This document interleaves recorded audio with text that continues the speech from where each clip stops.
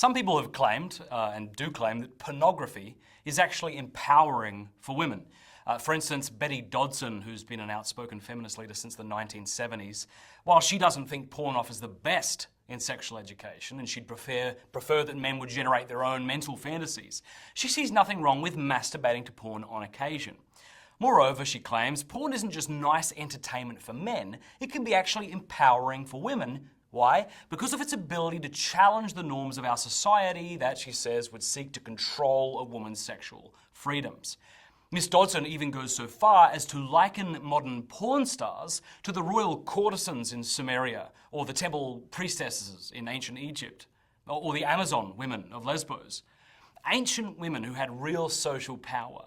Dodson writes, quote, "In order for women to progress, we must question all authority, be willing to challenge any rule aimed at controlling our sexual behaviour, and avoid doing business as usual, thereby maintaining the status quo," end quote.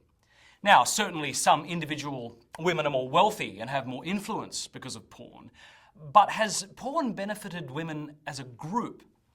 Ask the thousands of women whose husbands have habitually turned to porn instead of them for intimacy.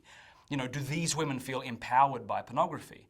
Do they enjoy marriages of mutual respect, honesty, shared power, romantic love, when their husbands are habitually watching films that portray the exact opposite? Ask the thousands of women who are living in a culture where men walk around with porn standards in their minds. Do these women feel empowered by porn when they have to compete with a novelty? Studies actually show that the more porn one consumes, the more one views others as unattractive by comparison. Or ask the thousands of porn actresses who have come and gone from the porn industry. Do they feel empowered as a group? Take women like Jenna Jameson, perhaps the most famous porn star, right? While Jameson has repeatedly defended her involvement in the porn industry, one only needs to read her memoir, which I'm not necessarily recommending you do, to see the so-called empowerment she experienced. The sleep deprivation, the inhumane shooting schedules, the sickness, mental overload, the physical pain, the insecurity, the name-calling, the drug abuse, the pimps, the terrible way she was treated and disrespected on and off the porn set, the attempted rapes, and so forth.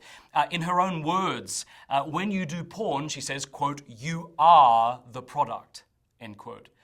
This is not the language of personal empowerment. Whatever measure of empowerment any one person might get from porn, they do it only by playing into the hands of a culture that would treat them as a piece of meat, not as a person. Don't be fooled. When did female empowerment become about better sex and orgasms when there are women around the globe who are illiterate, poor, hungry, raped and sexually trafficked?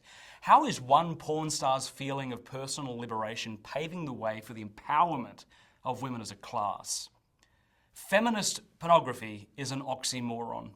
Working for an abusive industry that uses your body to make a buck can only feed a system of oppression, not fight it. All the talk about female empowerment is just the new face of PR for the porn industry.